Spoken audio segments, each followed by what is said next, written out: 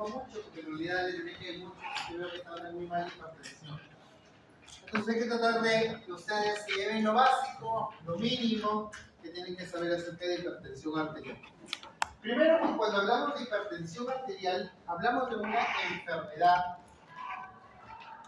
que tiene como característica, ¿ya?, principal un sustrato fisiopatológico que se enfoca en su fórmula. ¿Cuál es la fórmula de hipertensión arterial? Presión arterial es igual a gasto cardíaco por resistencia vascular periférica.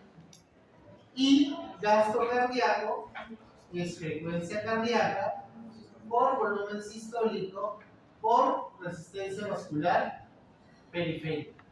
¿Correcto? Entonces, cuando uno de los tres se ve alterado, yo voy a obtener hipertensión arterial. ¿Está bien? Por ejemplo, yo tengo un paciente adulto mayor de 85 años que me debuta con hipertensión. Cuando yo tengo a este paciente, yo sospecho que a ese paciente lo que le ha sucedido es que las arterias se han llenado de una placa de calcio. Y por lo tanto, la arteria, de lo que debe ser flexible, suave, se ha vuelto más dura, más rígida. Y ese incremento de la rigidez arterial es lo que me ha incrementado la resistencia vascular periférica y por ende me ha producido hipertensión arterial. Por lo tanto, si yo tengo un paciente, por ejemplo en este caso, con una hipertensión arterial sistólica aislada, anciana, yo lo que sospecho es que la causa es una rigidez arterial, ¿cuál va a ser el mejor fármaco para este tipo de pacientes? Un fármaco que relaje el vaso sanguíneo, es decir, un calcio antagonista. Por eso que los ancianos va muy bien los calcio antagonistas. ¿Qué más puede producir un incremento de presión? Un incremento del volumen sistólico. ¿En qué casos hay un incremento del volumen sistólico? Cuando, por ejemplo, mi paciente tiene un consumo excesivo de sodio. Pacientes, por ejemplo, los pacientes que viven en Piura, en Tumbes, consumen mucho sodio en exceso. Pues, el chiflecito, que el chicharroncito, que no sé qué. Entonces, consumen tanto sodio que retienen líquido. Y eso hace que suba la presión arterial. ¿Qué más puede originar retención de líquidos? La enfermedad renal crónica. Por eso los pacientes con enfermedad renal crónica también hacen hipertensión arterial. Ahora bien, ¿qué pasa con la frecuencia cardíaca? Esta es una de las causas en pacientes jóvenes y en pacientes obesos. ¿Por qué? Porque esos pacientes lo que hacen es que tienen un incremento de descarga de catecolaminas. ¿Y las catecolaminas qué producen? La frecuencia cardíaca, son neurotropas positivos. Es por eso que cada vez tenemos más pacientes jóvenes. Cuando ustedes tengan un paciente joven hipertenso, muy probablemente sea por ansiedad. ¿Qué debemos hacer en ellos? Darles beta bloqueantes. Los pacientes jóvenes responden muy bien a beta bloqueantes. Evidentemente, ayudamos también con medidas para controlar el peso. Entonces, aquí me he explicado con ejemplos qué es lo que sucede en cada caso. Debemos recordar que la hipertensión arterial es una definición que surge de acuerdo a la guía de aquel nivel de presión arterial donde el beneficio de dar el tratamiento supera al riesgo de dar. ¿Cuál es el riesgo de dar un antihipertensivo? Bajar mucho la presión, ¿verdad? Entonces el beneficio es que va a reducir la mortalidad cardiovascular, porque hay que recordar que se ha demostrado que a partir de 115 milímetros de mercurio ya hay incremento del riesgo cardiovascular. Hacen más, ¿no, muchachos? Pueden hacer una filita, 3 sus deditos aquí. No hay problema por mí, se puede poner adelante. de menos. Ahora bien, cuando yo tengo, entonces, esta definición de hipertensión arterial, me hace a mí pensar entonces que si a partir de 115 ya hay incremento del riesgo cardiovascular, probablemente lo que las guías hasta el 2018 decían que la hipertensión arterial era a partir de 140, probablemente es un valor muy alto si considero que ya los estudios poblacionales me dicen que es desde 115 el incremento del riesgo. Y es por eso que vamos a ver que en las guías del 2024 eso ya varió un poquito. Ahora bien, cuando yo estoy frente a un paciente hipertenso, yo lo que tengo que estar seguro es cuál es el riesgo cardiovascular de ese paciente. ¿Correcto? Es importantísimo. ¿Por qué? Porque ese paciente cuando ya es hipertenso es un paciente que ya tiene un ticket para la lotería. ¿Cuál es la lotería del paciente que se muera? Que haga un ACV, que tenga un infarto o de miocardio. Entonces, ya tiene un primer ticket. Entonces, hay que ver si ese paciente no tiene más tickets para esa lotería. ¿Correcto? Que no sea diabético, que no tenga un colesterol LDL alto, ¿no? Que sea un paciente que no tenga el ácido úrico elevado, que sea un paciente que no sea fumador, que sea un paciente que no tenga obesidad, que sea un paciente que no tenga sedentarismo, que sea un paciente que no fume, ¿no? Entonces tengo que comenzar a hacer esas preguntas. Siempre cuando yo estoy en cardiología evaluando a un paciente, ya en mi mente debe estar, señor, usted es hipertenso, diabético, fuma, lo miras, cuánto pesa. Correcto, porque evidentemente que si es un paciente obeso, probablemente es un paciente también sedentario. Lo único que te faltaría por preguntar es si fuma o no fuma. Y le vas a pedir su analítica básica. ¿Cuál es la analítica básica? Glucosa, urea, creatinina. ¿Por qué? Porque hay que ver la tasa de filtración glomerular en todo paciente hipertenso. Porque también es importante para el tratamiento. Entonces le voy a pedir una glucosa, una urea, creatinina, un perfil lipídico. Incluso si yo ya sospecho que puede tener un daño renal asociado, debería pedirle un hemograma. Porque recuerden que los pacientes con enfermedad renal crónica se asocian con una reducción de la hemoglobina. Entonces, eso es lo primero que yo debo pedirle a un paciente en cuanto a la analítica. Y en cuanto a exámenes auxiliares, yo debería pedir como mínimo un electrocardiograma y además una radiografía de tórax. ¿Por qué? Porque yo en la radiografía de tórax puedo determinar el índice cardiotorácico. El índice cardiotorácico no es más, cuando vemos una radiografía,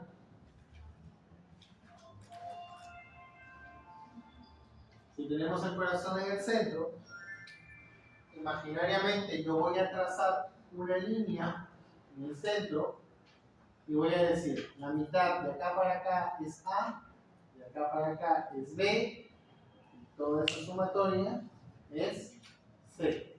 A más B entre C, a eso se llama el índice cardiotorácico, que es importante para determinar cardiomegalia. Cuando el índice cardiotorácico es más de 0,5 para algunas literaturas o más de 0,55 para otras, estamos frente a una cardiomegalia. Entonces, si hay cardiomegalia, yo me preocupo. ¿Por qué? Porque el paciente, cuando es un paciente hipertenso, puede desarrollar una cardiomiopatía hipertensiva, que al inicio solo produce cambios internos, una disfunción diastólica, pero luego puede producir hipertrofia ventricular izquierda, puede producir dilatación de la aurícula izquierda. Entonces, ya cuando hay dilatación, cuando hay una cardiomiopatía dilatada y hipertensiva, hay mayor riesgo de arritmias. Por eso que es importante, cuanto menos, un electro y una radiografía de tórax para poder estudiar a mi paciente. Evidentemente que se le puede pedir un ecocardio, mucho mejor, ¿no? Pero ahora bien, yo me estoy centrando en este paciente que ya lo diagnostiqué de hipertensión. Pero ahora, ¿cómo voy a hacer ese diagnóstico? ¿Cómo voy a concluir que mi paciente es hipertenso? Pues bien, antes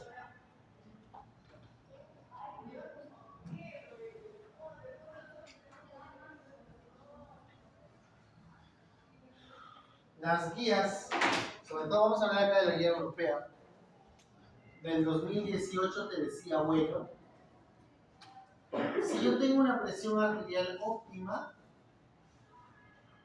es cuando mi presión es menos de 120 cc.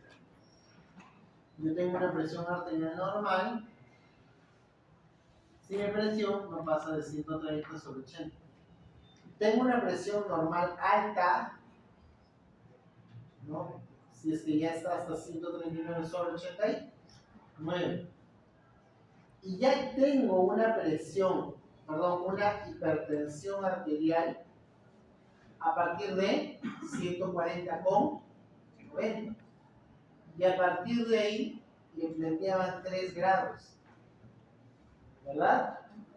Y decían, grado 1, mayor o igual a 140/90, grado 2, mayor o igual a 160 sobre 100, y grado 3, mayor o igual a 180 sobre 110. Entonces, ¿qué pasaba cuando teníamos esta clasificación? Que muchas veces encontrábamos a pacientes de 130, 135 y no hacíamos nada. Y esos pacientes, como ya les dije, a partir de 115, el incremento del riesgo cardiovascular, así que comenzaban a tener eventos. O incluso a los pacientes con 140 no medíamos el riesgo cardiovascular y solo le dábamos monoterapia, es decir, un solo fármaco. Entonces dijeron, no, algo estamos haciendo mal. Probablemente al haber tantos grados de hipertensión, estamos generando confusión en el personal de salud. Entonces para el 2024 cambiaron, la simplificaron. ¿Qué dijeron el año pasado? No. Solamente clasifiquemos a la presión en 3 grupos. Vamos a llamar que el paciente tiene una presión no elevada. Vamos a llamar al paciente que tiene una presión elevada. O vamos a clasificar a un paciente como hipertenso. No se complicaron la vida. Pero ¿cuál es el problema? Que bajaron la valla. Dijeron, bueno, presión no elevada es si el paciente tiene menos de 120 cc. Por lo tanto, por encima, si hay alguien puede ingresar. Por lo tanto, si hay alguien por encima de ese valor, ya lo considero presión elevada. No hipertenso, sino sí presión elevada. Y eso generó un problema. ¿Por qué? Porque ahora entonces, ¿cómo diagnostico mi hipertensión? Bueno, dijeron, ahora hay que tener más cuidado para catalogar al paciente hipertenso. ¿Por qué? Porque, por ejemplo, puedo tener yo un síndrome de bata blanca. ¿Qué es eso? El paciente viene a la consulta, se pone muy nervioso y se le sube la presión. O puede ser un paciente que tenga una hipertensión enmascarada. Es el paciente que viene a la consulta y más bien no le encuentras presión alta. Puede pasar también. Entonces dijeron, no, para estar seguros que el paciente sea hipertenso, en 2 consultas seguidas, yo tengo que encontrarle una presión más de 140/90. Ojo, en consultas hechas por un profesional de salud que sepa tomar la presión. Entonces, que el paciente se le tome bien la presión, ¿qué implica? Yo voy a tener un paciente, ¿no?, que va a estar sentado, tengo que haber descansado por lo menos unos 10 minutos, no tengo que haber consumido café 30 minutos para regresar a la toma, que esté sentado con los pies sobre así, tranquilito, el brazo izquierdo sobre una superficie, para que lo tengamos a la altura del corazón, haber insuflado por encima del pliegue, ¿verdad? Y haber realizado la toma 3 veces. En el brazo derecho, o en el brazo izquierdo y otra vez en el brazo derecho. Descartando la primera toma. Idealmente, yo sé que eso va a ser difícil, pero al menos idealmente siempre deberían tomar la presión en ambos brazos. No le van a tomar ni 30 segundos tomar la presión en cada brazo, ya cuando tienen pH. La presión entre un brazo y otro puede variar de 10 milímetros de mercurio y eso es lo normal. Si ustedes ya encuentran una variación mayor, por ejemplo, pueden pensar en coartación de aorta. ¿Ya? Igual, la diferencial entre brazo y pierna es de 20 milímetros de mercurio. Mayor a eso que pensar en otras enfermedades. Insuficiencia arterial periférica, por ejemplo, es una de las opciones. Y ahí es donde nace lo que se llama el índice tobillo-brazo, que se utiliza justamente para el diagnóstico de insuficiencia arterial periférica. Ahora bien, eso es siempre y cuando el paciente yo no le pueda pedir uno de los dos exámenes que les puedo decir. Es decir, si yo a mi paciente le puedo pedir lo que les voy a decir, no necesito hacer las dos tomas de consulta. Es hacer un promedio de sus presiones a través de dos formas. O le pido al paciente que sea un AMPA, que es un automonitoreo de la presión arterial, o le coloco un dispositivo que le tome la presión todo el día. Eso se llama un mapa. Evidentemente que el proceso va a tener un costo porque es un procedimiento adicional, pero el mapa tiene la ventaja que es como si el paciente tuviera un tensiómetro y está conectado a una maquinita como un celular que le toma la presión cada 20 o cada 30 minutos en el día y cada hora en la noche. De tal manera que yo en un solo día tengo muchas presiones arteriales y les puedo sacar el promedio a todas. Y de esa manera diagnostico hipertensión. El mapa, ¿qué ventaja tiene? Que yo puedo medir mi presión nocturna. ¿Por qué? Porque es importante recordar que tanto la presión arterial como la frecuencia cardíaca tiene algo que se llama un patrón bípeda. Es decir, que mientras el paciente esté dormido, yo puedo esperar que esa presión baje un 10% respecto a lo que el paciente tiene en el día. Es decir, si yo tengo un paciente que maneja presiones de 120, 70 en el día, para la noche yo esperaría que maneje 110 sobre 63. Porque espero que baje un 10%. Y eso es lo normal, se llama patrón bípeda. Pero puedo tener el caso de que no me baje ese 10%, por lo tanto se va a llamar un patrón non-bípeda. Y eso es peligroso, incrementa el riesgo de mortalidad, incrementa el riesgo de ACV. Y es una de las razones que lleva a los hipertensos, que los lleva a hacer hipertensión en pacientes con apnea obstructiva del sueño. Los pacientes con apnea obstructiva del sueño suelen tener hipertensión nocturna. ¿Ya? Entonces, esa es la ventaja que me da el mapa. En cambio, en el AMPA, yo le digo a mi paciente, y evidentemente lo más sencillo: señor, ¿tiene un tensiómetro? ¿Tiene algún familiar que le tome la presión? ¿Puede irse a la farmacia a tomarse la presión? Si le dice sí, doctor, perfecto.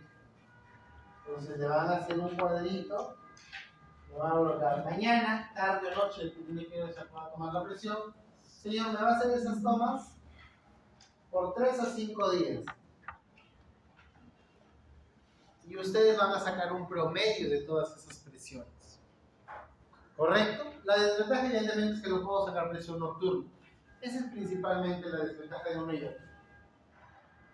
Pero ya cuando uso este método, ya no es este mi valor de referencia. Si yo saco promedio, mi presión tiene, para considerarlo hipertenso, mayor o igual a 135,85. Es ahí donde haces este ajuste de la guía del 2024. Bien, entonces, si yo tengo la presión a través de un AMPA, ya tengo 195 sobre 85, es hipertenso. ¿Correcto? Doctor, y a aquellos pacientes que están en este limbo entre este valor y este valor, están acá. Entonces, ¿por qué es importante? Porque la gente dice, bueno, a estos les das tratamiento sí o sí. No lo piensas dos veces, dale sus pastillitas. Y hay unos estilos de vida saludable que ya les voy a recomendar, ya les voy a decir. Y a estos de acá, a los que caen en este grupo, a estos calcúlales su riesgo cardiovascular. Si tienen un alto riesgo cardiovascular y el paciente tolera que le bajes la presión, porque ahí viene el otro problema. Puede ser que tú le des un medicamento y por bien le bajes mucho la presión, el paciente no lo tolera. Por eso hay un acrónimo en inglés que es ALARA, que significa que hay que reducir la presión arterial tan bajo como sea razonablemente posible. Es decir, claro, la guía te dice que lo bajes a menos de 120, pero no todo paciente te va a tolerar esa presión. Algunos que tú le bajas a 115 y ya se están mareando. Entonces a eso no le vas a bajar, no le vas a dar pastillas, pues solamente darles estilos de vida saludables. Pero ¿en quiénes sí vas a insistir? En aquellos que tengan un alto riesgo cardiovascular. ¿Qué significa eso? Por ejemplo, un diabético insulino dependiente. Un diabético insulino dependiente es un paciente de alto riesgo cardiovascular. Un paciente que ya tiene, tú le haces un doble carotidio y ya tiene placa aterosclerótica. Un paciente que le haces un dosaje de albúmina y ya le encuentras que tiene microalbuminuria. Un paciente que le haces un fondo de ojo y le encuentras que ya tiene retinopatía hipertensiva. Entonces, si ustedes encuentran alguna alteración, algún daño de órgano blanco, alguna placa aterosclerótica, eso ya implica un incremento del riesgo cardiovascular y debería esforzarme, si es que no tolera la pastilla, en estilos de vida no saludables, de estilos de vida no saludables. Entonces, ¿todo claro hasta ahí? ¿Seguros? ¿Bien seguros? Perfecto. Vamos ahora a hablar del tratamiento. Acá, como les digo, es sencillo. En el tratamiento es donde nosotros tenemos que encontrar el arte de tratar a nuestros pacientes. Entonces, primero enfoquémonos en los estilos de vida saludable. Si yo tengo un paciente hipertenso, lo primero que voy a hacer es, si fuma, señor, está prohibido que fume. Bajarle el colesterol LDL si lo tiene alto. Si consume mucha sal, quitarle la sal. Y cuando hablo de una restricción de sal, la guía te recomienda que se tiene que bajar menos de 2 gramos de sodio. ¿Cuánto es eso? La tercera parte de una cucharadita para endulzar el café. De las pequeñas. Eso es lo máximo que el paciente podría consumir de sal en el día.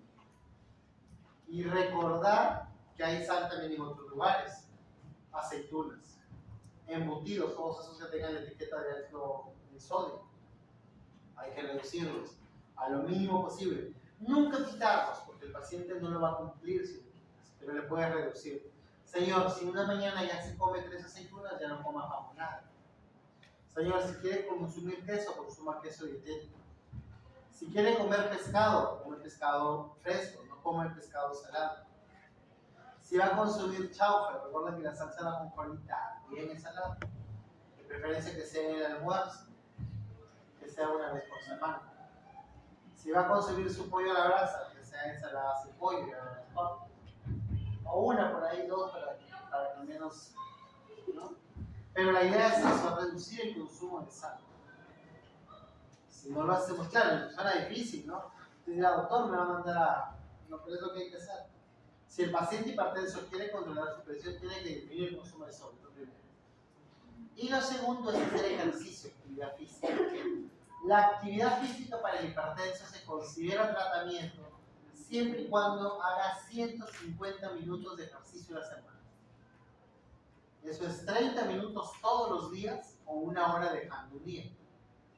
Y evidentemente que si es un paciente que tiene menos de 75 años y no tiene una limitación funcional, que camine no nos sirve. Tiene que hacer actividad de moderada a alta intensidad. O sea, tiene que correr, bailar, nadar, hacer bicicleta, lo que quiera. Pero tiene que hacer una actividad que le demande actividad física. Importante. ¿Correcto? ¿Qué más? Hay algunos que incluso están planteando cambiar el cloruro de sodio por cloruro de potasio. También es una de las opciones. En el periodo todavía no lo he visto, pero es una de las opciones. Otro que se recomienda es que el paciente pase de su dieta a una dieta que se llama la dieta DASH, D-A-S-H, la dieta DASH, y una dieta que se llama la dieta mediterránea. Ambas son muy buenas para pacientes con enfermedad crónica. Se llama la dieta mediterránea porque es esa dieta que llevan los ciudadanos europeos. Que por eso cuando vienen al Perú, todo les parece rico. Porque es a base de verduras. Verduritas comen ustedes bastante allá, ¿no? Acá es diferente, es muy diferente. ¿Ya? Entonces, esa es la diferencia. Ahora, bueno, doctor, entonces ya mi paciente ya va a seguir los estilos de vida que le recomendé. Ya recuerden que el alcohol tiene un efecto J en bajas dosis, es bueno, cuando te pasas de las 10 unidades a la semana, es malo. ¿Ya? Con el tema del café también hay mucho tabú, pero recuerden que el café sube la presión 30 minutos, luego el efecto desaparece. Si tienes un paciente bien controlado, máximo 3 tazas de café, puede estar bastante bien. ¿Ya? Y vamos ahora sí con los fármacos. Entonces, ¿qué vamos a hacer con el tratamiento farmacológico? Entonces, aquí, ¿qué se decía antes? Antes, por ejemplo, les hablo hace unos 10 años, se trataba como monoterapia. Es decir, señor, yo le voy a iniciar ahorita con su enalapril de 10 una vez al día. ¿No le funcionó, señor? Siga con presión alta. Ya, viene al mes, entonces ahora tómeme el enalapril 2 veces al día. ¿No le funcionó? Un mes más, ahora dale 20 miligramos una vez al día. Y así seguía. Entonces el paciente lleva meses y meses sin controlar la presión. Primero porque para empezar se lo daban mal. Y aquí vamos a hablar de los medicamentos. La farmacocinética es importante. Ojo, y es algo que por favor a la larga siempre, cuando ustedes vayan a recetar un medicamento, ustedes tienen que saber su tiempo de vida medio. No es lo que yo creo, no es mi experiencia, eso no sirve. Sirve lo que ustedes han leído. Entonces, si en abril les dice que tiene un efecto de 12 horas, denlo cada 12 horas. Si el captopril tiene un efecto de cada 8 horas, denlo cada 8 horas, es lo único que tiene para dar. Ahora, doctor, pero por ahí he visto que los sartán algunos los dan cada 12, otros los dan cada 24. Ya, lo que pasa es que los sartán tienen presentaciones de liberación prolongada, pero los sartán que tenemos en la Seguridad Social en el MINSA es el de 50, que se da cada 12 horas.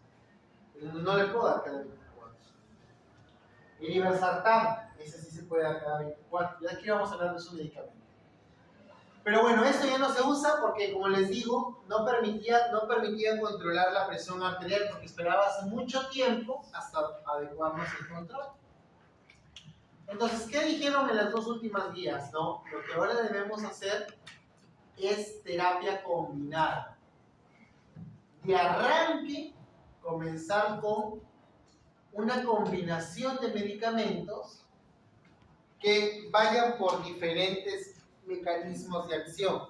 Por ejemplo, yo combino un YECA-UARA2 que van a inhibir el sistema renina-angiotensina-aldosterona y le puedo dar un diurético tiacídico que me va a ayudar a disminuir mi volumen sistólico.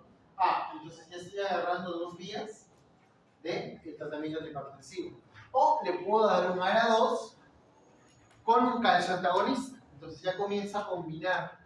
De tal manera que yo al hacer terapia combinada logro 2 objetivos. ¿Cuáles son? El primero es que reduzco la dosis de medicamento que le voy a dar. Y el segundo es que controlo mejor la presión arterial.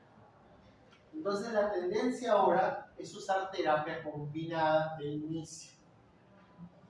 La guía europea del 2024 en ese sentido sí es un poquito agresiva, porque te dice que de arranque deberías comenzar con 3 fármacos de terapia combinada. Pero dependiendo, y ahorita les voy a poner algunos ejemplos, dependiendo, tal vez podemos iniciar en la mayoría de pacientes con una terapia dual de 2 fármacos. Ahora bien, un dato adicional que hay que recordar es que un fármaco me baja 15 milímetros de mercurio en promedio la presión arterial. pero un fármaco bien administrado. Es decir, si yo le doy losartán cada 12 horas, eso le va a bajar 15 puntos de presión. Si yo le doy captopril cada 8, eso le va a bajar 15 puntos de presión. No es que cada pastilla de captopril le va a bajar 15, sino es el medicamento con su dosis administrada de forma correcta. Entonces, por ejemplo, si yo tengo un paciente varón de 45 años, joven, sin factores de riesgo cardiovascular, que me viene con una presión de 145/90, este primer ejemplo es un gran candidato a monoterapia. Porque la monoterapia, si bien es cierto, ya les dije que no funciona, puede funcionar en pacientes jóvenes sin factores de riesgo cardiovascular y siempre y cuando su presión no pase de 150/90. Si no pasa de 150 la sistólica, puedo emplear monoterapia. ¿Dónde más me sirve la monoterapia? En pacientes octogenarios, pacientes frágiles. O sea, un abuelito, yo no voy a pretender bajarle mucho la presión porque no hay el riesgo de caída. Imagínate una fractura a su edad, peligroso. Entonces yo en ellos puedo comenzar con monoterapia. Pero si a pesar que le doy la monoterapia no controlo la presión, puedo seguir subiendo con cautela, sobre todo en adultos mayores. ¿Por qué? Porque los adultos mayores ya se adaptaron a esa presión. Entonces imagínate que tú tengas un abuelito que vive en estos, por ejemplo, señores que viven en la sierra, que ya vienen al doctor porque se sienten muy mal, que tú no sabes cuánto tiempo habrá tenido presión alta, y te vienen con 220/100 para la consulta. Claro, tú intentas controlar la presión en el momento, con que la bajes a 160, ya, sé feliz. ¿Por qué? Porque si tú le bajas más, corres el riesgo. Hay un término en medicina que se llama alosterismo. Es decir, ese paciente, para que te haya llegado a 220, su cuerpo ha desarrollado mecanismos para que pueda resistir esos niveles de presión. Yo a ustedes les pongo 220 ahorita y todos se van a la clínica con una ruptura de una arteria cerebral. Porque como sus arterias son frágiles todavía, pero no tienen esa rigidez arterial, 220 las rompen. Pero ellos no. Ellos ya se acostumbraron. Entonces, bajarles a una presión de 120, que puede ser normal para nosotros, para ellos puede ser perjudicial. Por eso que los octogenarios, los abuelitos frágiles, postrados, tratamos de ser más cautos. Bajamos, y si el paciente no tolera, seguimos bajando hasta donde el paciente lo tolera. ¿Ya?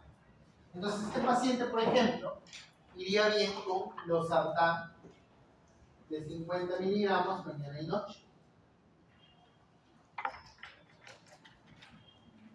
¿Ya? Me iría muy bien con esa medicación.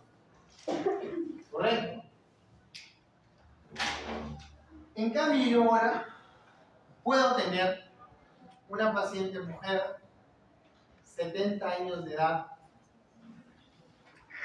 es diabética, y que me acude con una presión de 165/100.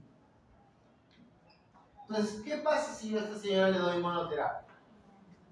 Lo que voy a hacer es como mucho bajarle a 150. O sea, va a seguir con presión. Es decir, la monoterapia a ella no le va a servir. Entonces, primera recomendación. Si yo diagnostico un paciente con hipertensión de grado 2, de lo que antes se llamaba hipertensión de grado 2, mínimo tienen que mandar a la casa con terapia oral. Mínimo. ¿Ya? ¿Qué podríamos darle a esta paciente? Podríamos darle su losartán de 50 miligramos, mañana y noche, y su amlodipino de 5. Que ese se da una vez al día. El amlodipino viene de 5 y de 10, pero la dosis de 10 miligramos genera mucho edema de miembros inferiores. Entonces con 5, como les digo, en terapia combinada yo tengo la ventaja de que puedo reducir dosis. Entonces, probablemente el paciente responda con esa terapia.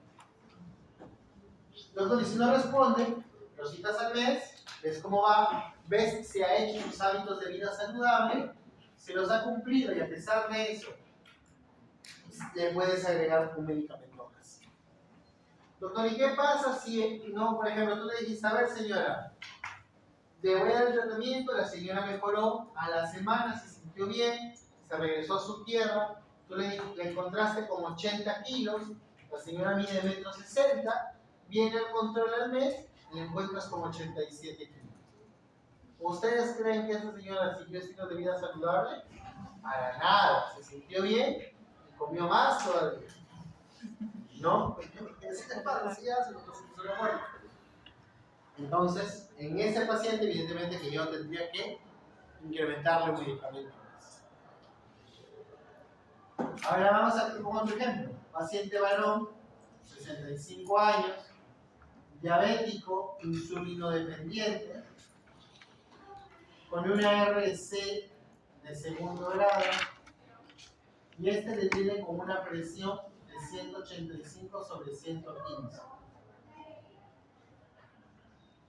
Eso ya va para que tú de arranque le inicies una terapia triple. Porque si tú le das 2, a lo mucho le vas a bajar 30 puntos. O sea, vas a seguir con presión alta. Pero al menos con terapia triple me puedo asegurar de bajar 45 puntos y porque el paciente comience a regular su presión. Entonces, ¿ahí qué le podríamos dar? Sulfosartán, mirinoche, su amlodipino y, por ejemplo, le podríamos agregar espironolactona. Doctor, ¿y por qué le da hidroclorotiazida? Porque los diabéticos idealmente no deben tomar tiazidas. Aquellos pacientes con síndrome metabólico no van bien con las tiazidas, porque las tiazidas pueden alterar el perfil lipídico y alterar también el tema de la glucosa. Entonces, idealmente, diuréticos tiazídicos no se dan diabéticos. Ahora bien, entonces, así como yo les estoy escribiendo aquí, es como yo les voy a contar en el examen. Voy a ponerme una agüita porque voy a hablar un montón.